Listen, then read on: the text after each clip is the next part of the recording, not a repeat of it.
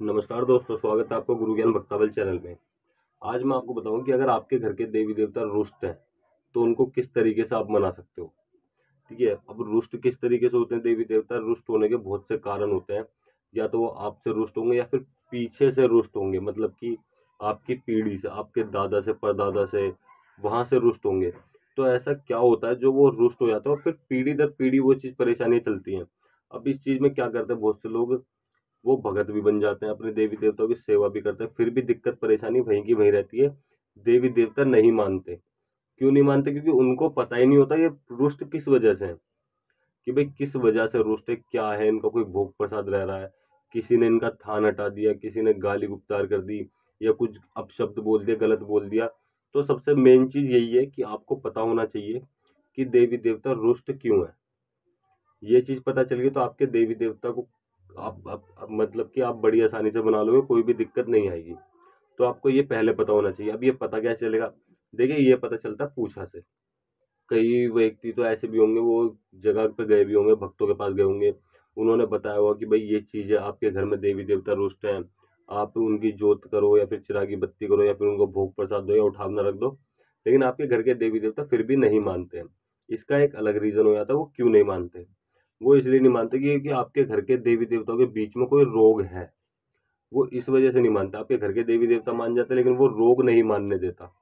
एक चीज ये भी है। ठीक है, अब मान लीजिए आपके घर में कोई भी दिक्कत नहीं है, ओ आपके घर के देवी देवता के साथ में कोई भी रोग नहीं है। अब आप चाहते हो कि आपके घर के देवी देवता मान जाए, उनको कोई भी परेशानी ना हो और आपको भी कोई भी परेशानी ना हो। फिर इसके लिए आपको क्या करना चाहिए? देखिए, सबसे पहले देखिए पूछा। अगर आपको पूछा नहीं चढ़ती तो आप किसी और से दिखवाओ। उनसे पूछा दिखवा के उनसे पता करो कि भाई हमारे घर में कोई रोग है या नहीं है, या हमारे देवी देवता रुष्ट है। ठीक है, उनको बताइए कि आपको ये परेशानी है, ये होता है, फिर वो आपको देख के बताएंगे आपके देवी देवता रुष्ट है या आपके देवी देवता के साथ में कोई रोग भी है। इस चीज से क्या होगा, आपको सबको पता चल जाएगा कि हाँ, आपके घर के देवी देवताओं के बीच में कोई रोग है और इसको इस तरीके से हटाया जाएगा। ठीक है, जैसे भी वो आपको बताएंगे जिनके पास आप जाओगे। कि देखिए, कई बार ऐसा होता है कि आपको भगत बनना पड़ेगा वो रोग हटाने के लिए। कई बार ऐसा होता है आपके देवी देवता प्रसन्न हो जाएंगे, वो अपने आप सब चीज हटा देंगे। अब प्रसन्न करने के लिए भगत बनना जरूरी होता है या नहीं होता? बिल्कुल होता है। कई बार ऐसा होता है कि भगत बनना जरूरी होता है। अगर आपके घर में पहले से भक्ताई चलती है तो आपको भगत बनना चाहिए। अगर आपके घर में पहले से भक्ताई नहीं चलती तो आपको घर के देवी देवताओं की सेवा करनी चाहिए, चिरागी बत्ती करनी चाहिए, होली दिवाली करनी चाहिए, मावस करनी चाहिए। ये सब करना चाहिए आपको, अगर आपको घर के देवी देवताओं को मनाना है। अगर पहले से भक्ताई नहीं चलती तो। अब बहुत सी बार ऐसा होता है कि आप होली दिवाली भी कर रहे हो लेकिन आपके घर में फिर भी दिक्कतें बनी आ रही है। लेकिन ऐसा होता क्यों है? देखिए, ये चीज मैंने पहले भी बताई आपको कि ऐसा होता तब है तब आपके घर में कोई रोग होता है या फिर आपके घर के देवी देवता रुष्ट हो। भाई मान लीजिए आपने कोई भोग प्रसाद बोला।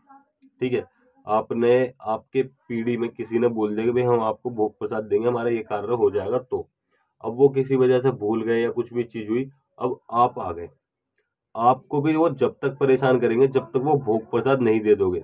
आप चाहे 50 भोग प्रसाद दे दो उसके बाद कि बाबा जी गलती हो गई, माफ कर दो, ये गलती हो गई, वो माफ कर दो।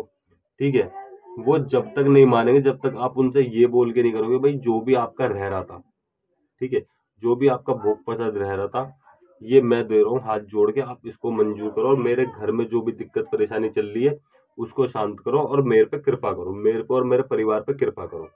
ठीक है, जब तक वो चीजें शांत नहीं होगी जब तक आप ऐसा नहीं बोलोगे ना, ऐसा करोगे। बाकी इसकी विधि भी होती है अलग, उस विधि से करोगे तो और भी अच्छा है। अब विधि, देखिए विधि कैसे पता चलेगी? विधि आप अपने गुरु जी से पूछ सकते हो, वरना सब विधि अलग अलग बताते हैं। आपके गुरु अलग विधि बताएंगे, अगर आप भगत हो या फिर गुरु धारण करने के, वो अलग विधि बताएंगे। आप किसी भगत के पास जाओगे वो अलग विधि बताएंगे, सब अलग अलग विधि बताते हैं। आपको किसकी विधि करनी है? आपके गुरु की बताई हुई। ठीक है, आपके गुरु के बताई हुई विधि करनी है। और वो गुरु ज्यादातर बताते हैं आपको सेवा, कि आपको सेवा करनी पड़ेगी। और सेवा करना कोई गलत नहीं है, सेवा करना अच्छी बात है। आप सेवा करो, आपके देवी देवता आप पे कृपा भी करेंगे, आपसे जो रुष्ट है वो प्रसन्न भी होंगे। सब चीज, आपको कोई भी परेशानी नहीं होने की है। इस चीज को आप ध्यान में रखते हुए करो। देखिए, सबसे पहले आप सुनो सबकी। ठीक है, आप ज्ञान कहीं से भी लो, कुछ भी चीज सीखो, कोई दिक्कत नहीं, लेकिन आपको जो आपके गुरु बोलते हैं ना वो चीज करो। अगर आपके गुरु ने बोल दिया ना भाई ये काम आपको नहीं करना, तो वो काम आप करो ही मत। क्योंकि गुरु ने इसलिए मना करा कि आपको कोई दिक्कत हो सकती है या नहीं हो सकती, वो कुछ देखिए वो जानते हैं, लेकिन आप उस चीज़ को मत करो, वो आपके लिए फायदेमंद होगा अगर आप उस चीज़ को नहीं करते हो तो। अब क्या होता है, आपके गुरु ने मान लीजिए आपको सेवा बता दी, और सेवा मैं बताता हूँ ज़्यादातर गुरु कैसे बताते हैं, मैं उसी तरीके से आपको थोड़ी सी सेवा बता देता हूँ, आप चाहे तो वैसे भी कर सकते हैं। अपने देवी देवताओं की सबसे पहले चिरागी बत्ती करना शुरू करो, ठीक है।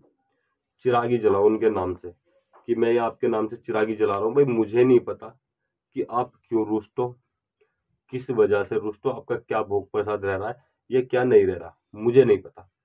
आप आओ, मुझे बताओ कि क्या परेशानी है, क्या मेरे से गलती हुई है, क्या मेरे परिवार से गलती हुई है, क्या मेरे दादा परदादा से गलती हुई है, आप मुझे आके सपने में बताओ, ठीक है। तब वो आपको देखिए पहले दिन से नहीं बताएंगे आपको, आपको कुछ दिन परहेज भी रखने पड़ेंगे। कुछ दिन बाद, हफ्ते में, 10 दिन में, 20 दिन में, वो आपको सपने के माध्यम से बताएंगे उनका क्या चीज रह रही है, वो क्यों रुष्ट है, उनके साथ में कोई रोग है या नहीं है, वो सब चीज बता देंगे आपको। तब आपको क्या करना पड़ेगा, उस चीज का समाधान करना पड़ेगा। अब मान लीजिए आपके घर में उन्होंने बता दिया कि उनका कोई भोग प्रसाद रह रहा है और इस कार्य के लिए रह रहा है, वो भी बताएंगे कि इस कार्य के लिए रह रहा है, ये काम करवाया था और ये भोग प्रसाद अभी तक दिया नहीं है। फिर आपको क्या करना, कुछ टाइम रख के कि ठीक है मैं ये भोग प्रसाद आपका दे दूंगा, जब तक आप मेरे घर में सुख शांति दो, ठीक है, और अपनी कृपा बनाए रखो, मैं आपका ये भोग प्रसाद इतने दिन में दे दूंगा। तुरंत मत बोलिएगा कि मैं तुरंत दे दूंगा कल ही, नहीं, आपको थोड़ा सा टाइम रखना है।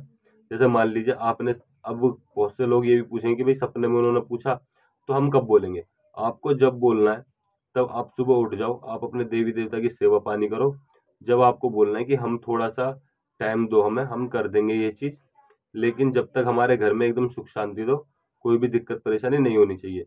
फिर वो आपको समय दे देंगे जितना आप समय मांगोगे।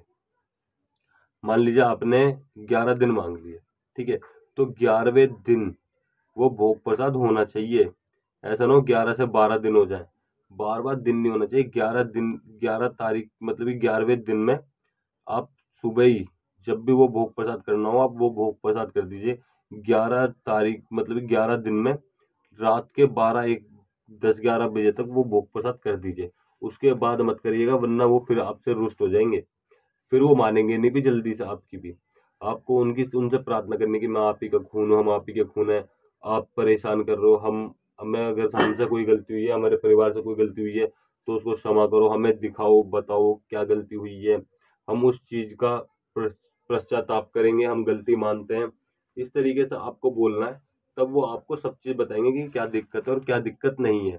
तब आप सब चीज कर सकते हो, उनका भोग प्रसाद करिए और आपके घर की दिक्कत परेशानी ठीक हो जाएगी। जो भी चीज होगी वो आपको सपने के माध्यम से बता देंगे। परहेज सबसे मेन, आपको परहेज करने पड़ेंगे, ये चीज जरूर है, ठीक है। और अगर आपको को हमारे द्वारा दी गई जानकारी अच्छी लगी तो वीडियो को लाइक करें, चैनल को सब्सक्राइब करें और बेल आइकन जरूर दबाएं ताकि हमारे द्वारा दी गई जानकारी आप तक समय पर पहुंच सके।